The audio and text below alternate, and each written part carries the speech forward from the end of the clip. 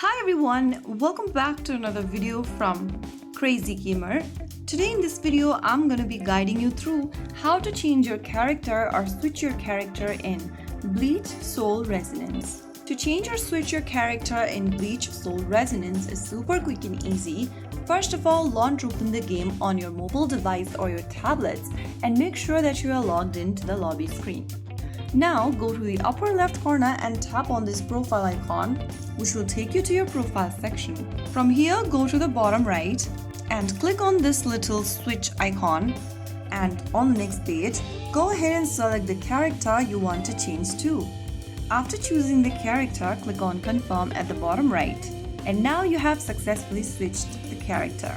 You'll see your character changed inside the game as well. So that's how you easily change characters in Bleach Soul Resonance in just a few simple steps. If you found the video helpful, don't forget to like, share and subscribe to our channel. I will be back again in the next video.